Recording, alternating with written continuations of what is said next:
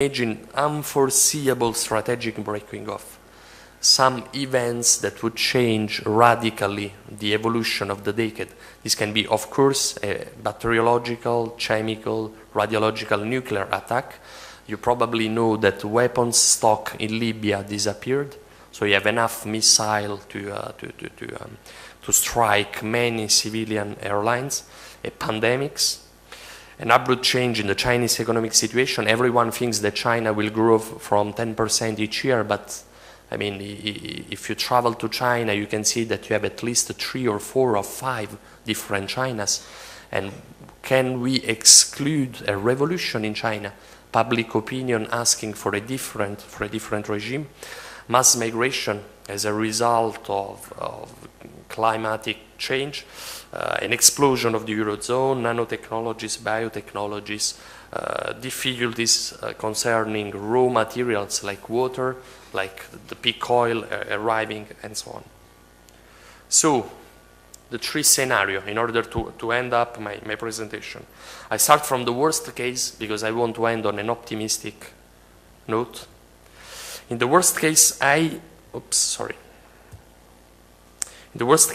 imagine a scenario reminding the 30s.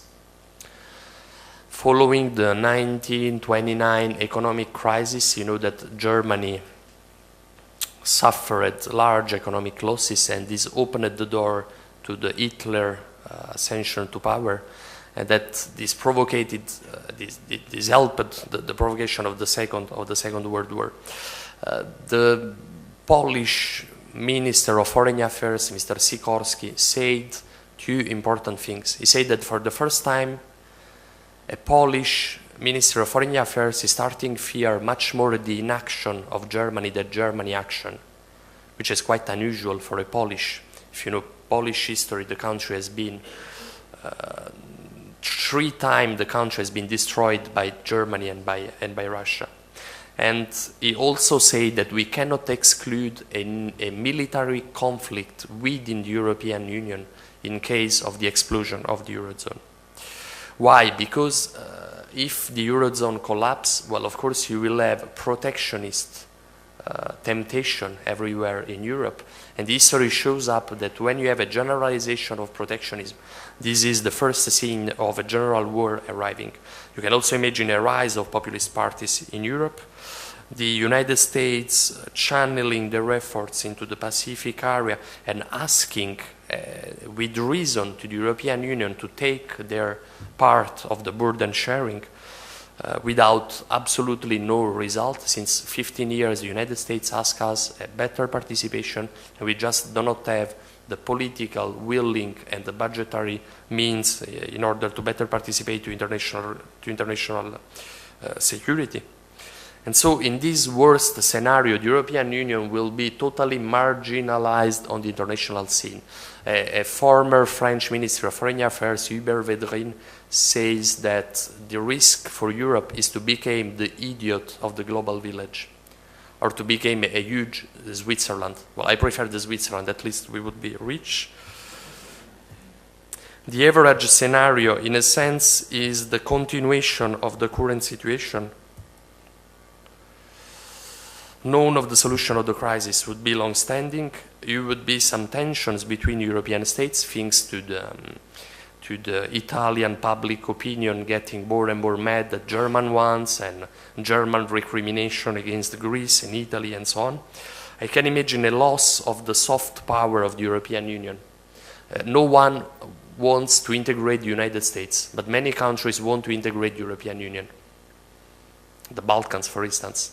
But can we imagine that at some point we won't become any more attractive if the Eurozone collapses, or because we ask too much conditionality to countries, and just because the European Union is starting getting marginalized on the international scene?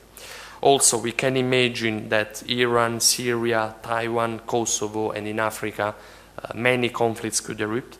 And we can imagine so a downturn of the influence of European and Western states on the international scene.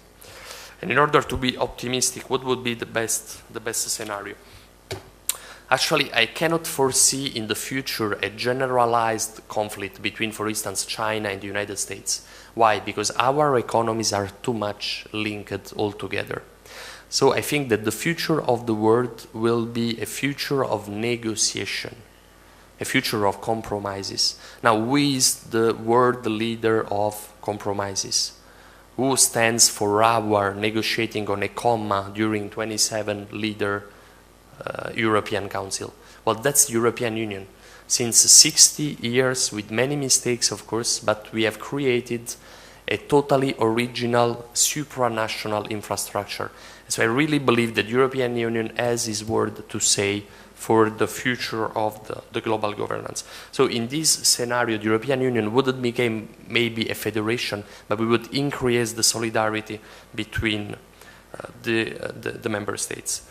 What we have to do, I think that we have to strengthen the global governance. And in order to do that, once again, this was my conclusion, as I told you, I think that we have to avoid the 2000 scenario, preemptive attack against country. We need to avoid to give to the rest of the world the impression that we create a Western bloc against the rest of the world, a rest of the world that is rising quite fast. So thank you very much for your attention.